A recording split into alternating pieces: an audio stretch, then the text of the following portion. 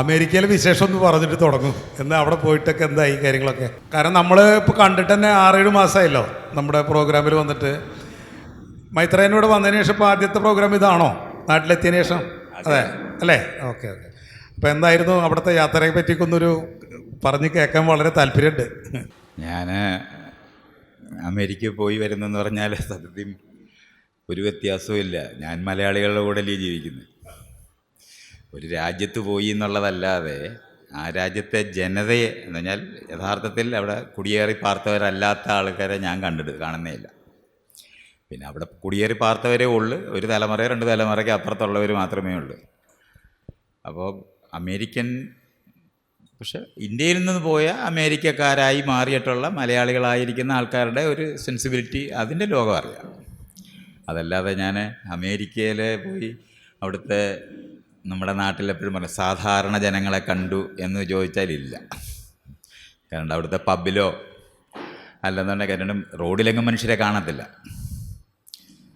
നഗരങ്ങളിൽ മാത്രമാണ് നമ്മൾ കാണുന്നത്. അത് നമ്മളെപ്പോലെ ടൂറിസ്റ്റുകൾ റോഡിൽ നടക്കുന്നുണ്ടെങ്കിൽ അവർ മാത്രമേ റോഡിൽ നടക്കുന്നുണ്ടാവും. അല്ലാതെ എനിക്ക് തോന്നുന്നത് ഞാനിപ്പോൾ അവിടെ 48 സ്റ്റേറ്റാണ് ഒന്നിച്ചുള്ളത്. 2 ദൂരെയാണ്. അതിനകത്ത് ഏതാണ്ട് 40 സ്റ്റേറ്റിൽ ഞാൻ പോയിട്ടുണ്ട്. ചിലപ്പോൾ എൻ്റെ അത്രയും അവിടെ താമസിച്ചിരുന്നവരിൽ പോയിട്ടുണ്ടാകത്തില്ല. അതിനുവേണ്ടി കാറിനകത്ത് ആൾക്കാരെന്നെ സുഹൃത്തുക്കൾ എന്നെ കൊണ്ടുപോവുകയും കാണിക്കുകയും ചെയ്തു സ്ഥലങ്ങളല്ല. പക്ഷെ അപ്പോഴെല്ലാം ഞാൻ കണ്ടത് സ്റ്റേഡിയത്തിൽ ആളുണ്ട്, മാളിനകത്ത് ചെന്ന ആളുണ്ട്, ഹോട്ടല് പബ്ബിനകത്ത് ആളുണ്ട്. റോഡിലെ ആളുകളെ കാണണമെന്നുണ്ടെങ്കിൽ റോഡിൽ സൈഡിൽ കിടക്കുന്നവർ മാത്രമേ ഉള്ളൂ. അല്ലാതെ നമ്മൾ ഈ പറയുന്ന നിലവാരത്തിൽ നമ്മുടെ നാട്ടിലൊക്കെ ഈ ആളിനെ കണ്ടിട്ട് ചെന്നിട്ട് നമ്മളാകെ വിഷമിക്കുന്ന കാറുകൾ പോവും. കാറിനകത്ത് 1-2 പേരുണ്ടാവും.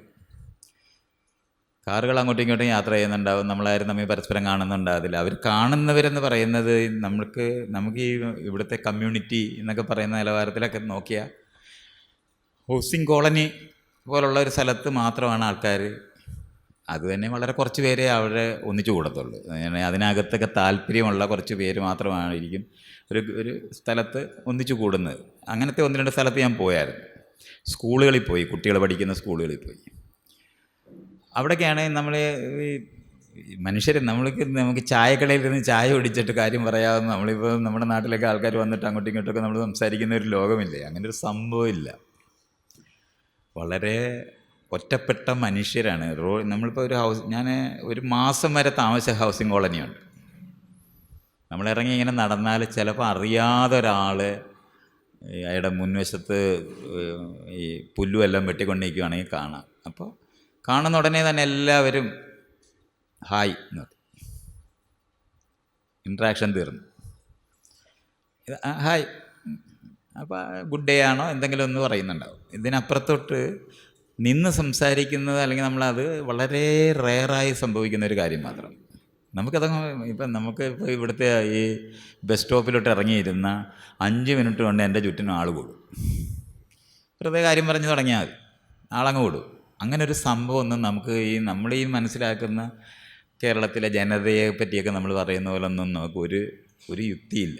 വളരെ പ്രിസൈസായ കൾട്ടുകൾ പോലുള്ള ചെറിയ ഗ്രൂപ്പുകൾ, ഓരോ ആൾ ഗോൾഫ് കളിക്കുന്നവരുണ്ടാവും, ബേസ്ബോൾ കളിക്കുന്നവരുണ്ടാവും, റഗ്ബി കളിക്കുന്നവരുണ്ടാവും. ഇങ്ങനത്തെ ഗ്രൂപ്പുകൾ അവർ ഒന്നിച്ച് പലയിടത്തും യാത്രയ്ക്ക് പോകുമ്പോൾ ഒന്നിച്ച് കാണുന്നു. ബീച്ചിൽ കാണുന്ന ആളുകൾ ഒരു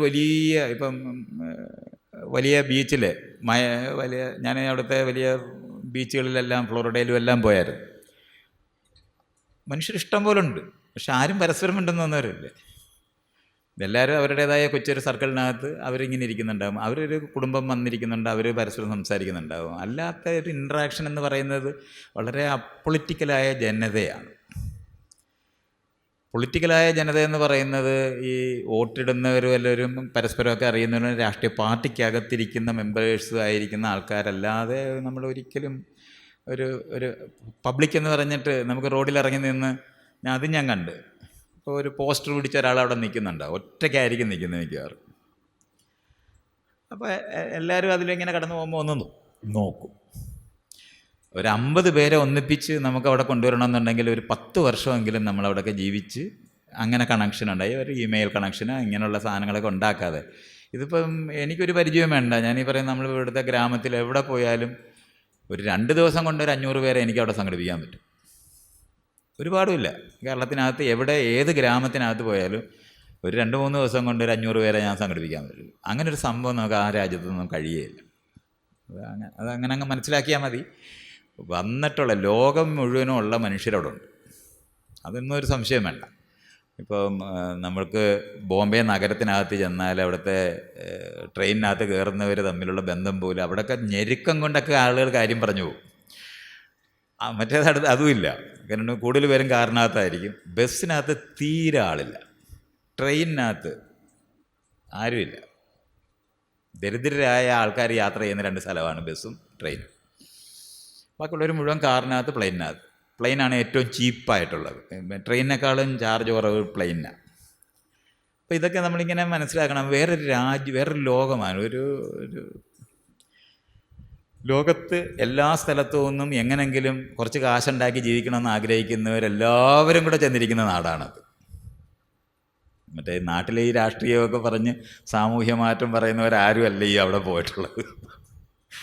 നമ്മുടെ വീട്ടിൽ തന്നെ തീരെ അപ്പൊളിറ്റിക്കലായ ഒരാളായിരിക്കുമല്ലോ അങ്ങോട്ട് അങ്ങനെ പോകുന്നത്. അവരുടെ കൂട്ടായ്മയാണ് അമേരിക്ക.